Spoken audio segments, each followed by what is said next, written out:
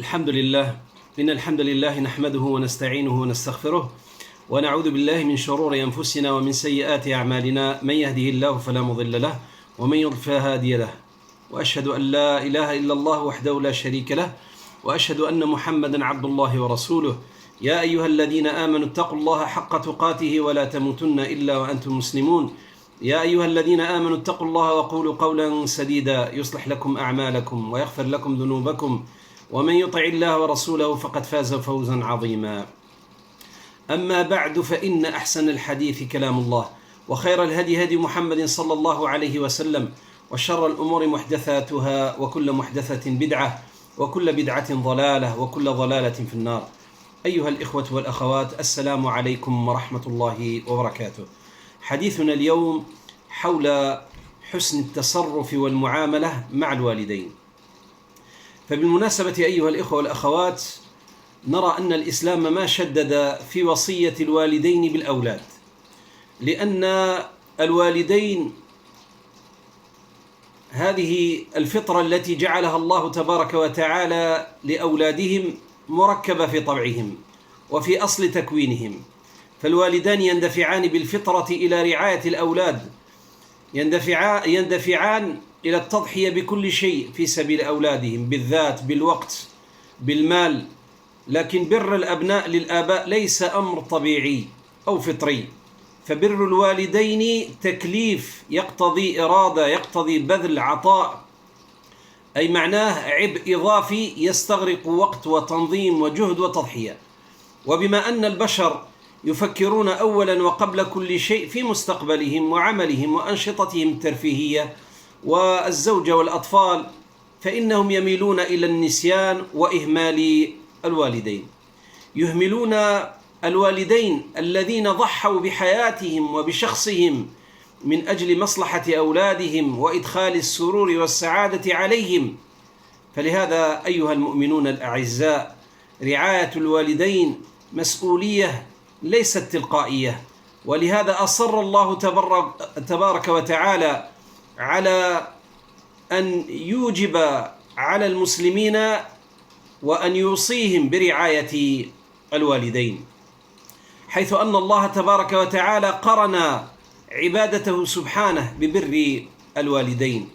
يقول الله تبارك وتعالى: وقضى ربك ألا تعبدوا إلا إياه وبالوالدين إحسانا إما يبلغن عندك الكبر أحدهما أو كلاهما فلا تقل لهما أف ولا تنهرهما وقل لهما قولا كريما واخفض لهما جناح الذل من الرحمة وقل رب ارحمهما كما ربياني صغيرا. Mes chers frères, mes chères sœurs, assalamu alaikum wa rahmatullahi wa barakatuh. Les louanges sont à Allah subhanahu wa ta'ala et que sa bénédiction soit sur le prophète Muhammad sallallahu alayhi wa sallam.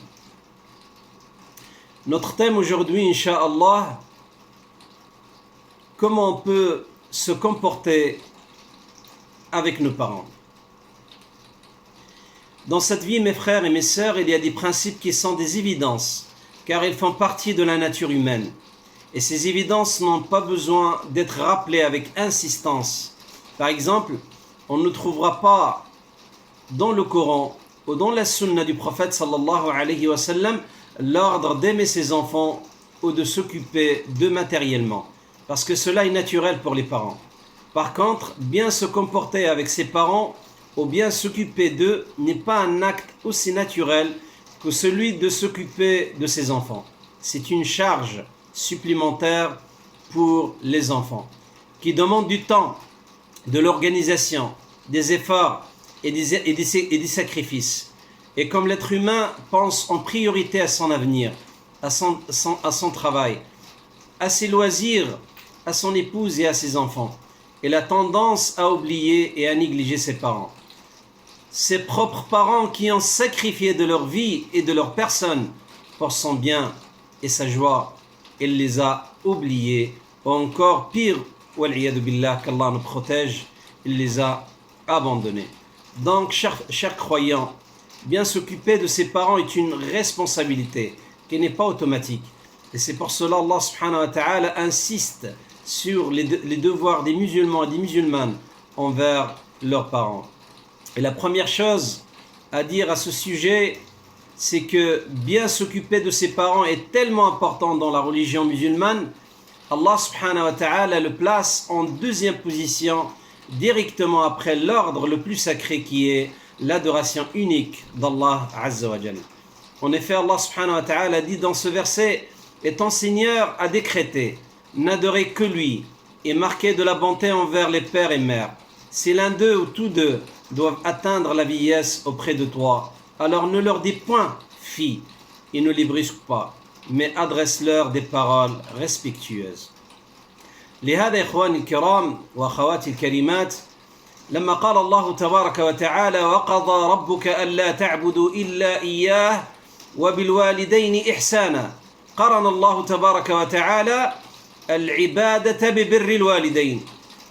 ما معناه أن الله عز وجل يوجب على الأبناء جملة من الحقوق اتجاه الوالدين. أولهما إخواني الكرام الإحسان إليهما وبرهما، المعاملة الحسنة، الكلمة الطيبة الرقيقة، عدم الضجر والتأفف.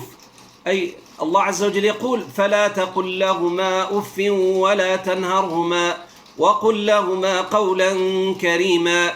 يعني الإنسان لما يتكلم مع الوالدين يتكلم معهم كما قلنا بالرحمة، بالكلام الطيب، يتعامل معهم معاملة حسنة، وكذلك يتتبع ذلك التواضع، يتبعه التواضع ولين الجانب، واخفض لهما جناح الذل من الرحمة. لا بد من الرحمة، لا بد من التواضع أمام الوالدين. وأخيرا الدعاء لهما، وقل رب ارحمهما كما ربياني صغيرا. هذا ما يفعله الأبناء للوالدين. لكن إخواني الكرام كما نرى اليوم هناك قساوة المعاملة مع الآباء والعياذ بالله. هناك نماذج من السلف الصالح لآبائهم وأمهاتهم. عبد الله بن عباس رضي الله عنه وأرضاه، هذا الصحابي الجليل، طلبت والدته في إحدى الليالي ماء فذهب ليجيء بالماء، فلما جاء وجدها نائمة، فوقف بالماء عند رأسها حتى الصباح، فلم يوقظها خشية إزعاجها، ولم يذهب خشية أن تستيقظ فتطلب الماء فلا تجده. سبحان الله. انظروا إخواني الكرام كيف كان تعامل سلفنا الصالح مع الآباء. واعلم أخي المسلم أن بر الوالدين له ثمرات إن شاء الله عاجلة في الدنيا قبل الآخرة، وكذلك الأجر الجزيل إن شاء الله الذي يدخره الله لنا يوم القيامة. ومهما عمل الإنسان من إحسان فإنه لا يستطيع أن يوفي والديه بعض حقهما عليك. فهذا عبد الله بن عمر رضي الله عنهما رأى رجلا يطوف بالكعبة حاملا أمه على رقبته، فقال: يا ابن عمر أترى أني جزيتها؟ قال: لا، ولا بطلقة واحدة، أي طلقة يعني الولادة، ولكنك أحسنت والله يثيبك على القليل. هذا سبحان الله المثال العظيم الذي بينه لنا سلفنا الصالح رضي الله عنهم وأرضاهم. فلهذا يا إخواني الكرام في هذه الأيام، أيام كما قلنا الأمراض وأيام الأوجاع، لا بد للأبناء أن يحسنوا إلى آبائهم وأمهاتهم، ولو بالكلام الطيب، وخصوصا كما قلنا في حالة الهلع والخوف. كم من الأبناء لا يتصلون بآبائهم وأمهاتهم حتى الاتصال الهاتفي، سبحان الله. ثم يستطيع الإنسان أن يزورهم، لأن كما قلنا هم في حالة استعجالية، يستطيع الإنسان أن يزورهم وأن يطمئن عليهم وأن يحسن إليهم وأن ينفق عليهم. سبحان الله، تجد الإنسان ينفق على الأبناء ولا ينفق على والديه والعياذ بالله، وهذه من الكبائر. Mes frères et mes sœurs, quand Allah subhanahu wa ta'ala il dit n'adorer que lui et marquer de la bonté envers les pères et mères, si l'un d'eux ou tous deux doivent atteindre la vieillesse auprès de toi, alors ne leur dis point fille. Subhanallah. Et ce geste qu'on le fait soit avec le cœur ou la bouche, de dire fille, ce geste de fatigue, ce geste qui veut montrer de la négligence. Allah il dit subhanahu wa ta'ala, ne leur dis point fille, ne fais pas entendre à tes parents de mauvaises paroles, même pas le petit mot ouf, comme le font beaucoup d'enfants à leurs parents. Ne leur adresse pas le moindre geste blâmable. N'agite même pas la main devant eux. Ne lève pas la voix sur eux. Parle-leur avec respect et gentillesse dans toutes les situations. Allah subhanahu wa ta'ala nous montre, si l'un d'eux ou tous deux doivent atteindre la vieillesse, quand les parents ils commencent à vieillir, c'est vrai, ça demande beaucoup de travail, ça demande beaucoup de sacrifices. Mais il ne faut pas oublier le sacrifice de ses parents. Ne lève pas la voix. Et on doit les respecter. On doit être humble avec nos parents. Enfin, il faut faire des invocations et des du'as, comme il dit Allah subhanahu wa ta'ala, ô mon Seigneur, fais-leur à tous deux miséricorde, comme ils m'ont élevé tout petit. Allahumma arhamhuma kama rabbayani saghira. Et voilà mes frères et mes sœurs, les exemples de nos prédécesseurs radiyallahu anhum. Abdullah ibn Mas'ud radiyallahu anhu, ce sahabi, ce compagnon radiyallahu anhu, une nuit sa mère lui a demandé un verre d'eau. Elle s'en alla lui chercher de l'eau, mais en revenant, elle la trouva endormie. Il ne la réveilla pas pour ne pas l'effrayer. Il ne la laissa pas seule de peur qu'il se réveille la nuit et qu'il ne trouve pas de l'eau. Elle resta à côté d'elle en restant éveillée, en invoquant Allah subhanahu wa ta'ala, en récitant le Coran. Et lorsqu'il avait envie de dormir, Sayyidina Ibn Mas'ud radiyallahu anhu, et se levait puis s'asseyait à nouveau près de sa mère, et ceci jusqu'au matin. Subhanallah. Regardez le geste de Abdullah ibn Mas'ud radiyallahu anhu à côté de sa maman. Subhanallah. Le comportement, mes frères, de nos pieux ancêtres doit nous faire réfléchir sur les efforts à fournir avec nos parents. Enfin, mes frères et mes sœurs, sur ce sujet, soyons généreux avec nos parents. Mettons de la joie dans leur cœur.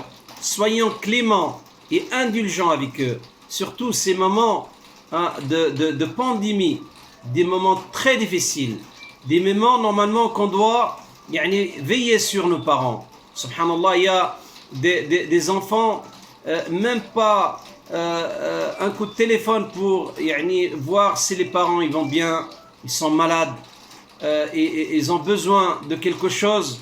Vous voyez, pour nos enfants, on leur achète tout ce qu'il faut. Tout ce qu'il faut. Mais pour les parents, subhanallah, ça devient une charge insupportable. On les oublie, wal-'iyadu billah. C'est pour ça, mes frères et mes sœurs, n'oublions pas que quoi que nous fassions, nous ne pourrons pas égaler tout ce que nos parents ont fait comme effort et comme sacrifice pour nous. D'ailleurs, un jour, pendant le pèlerinage, un homme portait sa mère sur son dos et s'adressa la parole à Abdullah ibn Omar, le fils de Omar ibn al-Khattab radiyallahu anhu wa arda. Et lui dit, Ya ibn al-Khattab, oh le fils de Omar ibn al-Khattab, je suis venu de mon pays avec ma mère sur mon dos et j'ai fait les tours de la Kaaba avec elle sur mon dos. Est-ce qu'en faisant cela, je me suis acquitté des devoirs envers elle et de la dette que j'ai envers elle? Abdullah ibn Omar radiyallahu anhu lui dit, par Allah, tu ne t'es même pas acquitté d'un seul cri de ta mère à pousser le jour où il t'a mis au monde. Subhanallah. Même pas un cri de l'accouchement, il n'a même pas acquitté un seul cri que sa mère a poussé le jour où il l'a mis au monde. En plus, lorsque tu étais petit, elle espérait que tu vives, et lorsqu'il a vieilli, toi tu espères sa mort. C'est ça la charge qui est lourde des parents. Nas'Allah al-afwa wal-afiya. Qu'Allah nous aide, mes frères et mes sœurs, à être cléments, bons et reconnaissants avec nos parents. Surtout, je disais, dans ces moments difficiles, une période très très difficile, on doit veiller sur nos parents, les appeler souvent. Normalement, tous les jours, on doit les appeler, tous les jours, de voir comment ils sont, comment psychologiquement, comment ils vont. Ça, c'est ce qu'on appelle rida al-walidayn, l'obéissance des parents. Parce que l'obéissance des parents, comme je disais au début, Allah subhanahu wa ta'ala l'a mis à côté de son adoration. C'est-à-dire, quelqu'un qui n'obéit pas ses parents, nas'Allah al-afwa, qu'Allah nous protège, il est loin d'adorer Allah subhanahu wa ta'ala. Pour ça, mes chers frères et sœurs, as'alullah tabaraka wa ta'ala an yashfi mardana wa an yarham mautana. اللهم ارفع عنا الوباء يا أكرم الأكرمين يا أرحم الراحمين يا رب العالمين. ربنا ظلمنا أنفسنا وإن لم تغفر لنا وترحمنا لنكونن من الخاسرين. لا إله إلا أنت الحليم الكريم، لا إله إلا أنت رب العرش العظيم. نسألك موجبات رحمتك وعزائم مغفرتك والسلامة من كل إثم والغنيمة من كل بر. اللهم يا أرحم الراحمين يا رب العالمين. اللهم يا أرحم الراحمين أطل أعمار والدينا. اللهم يا أرحم الراحمين من أحييته فأحيي على الإيمان ومن أمته فأمته على سنة خير الأنام يا أرحم الراحمين رب العالمين.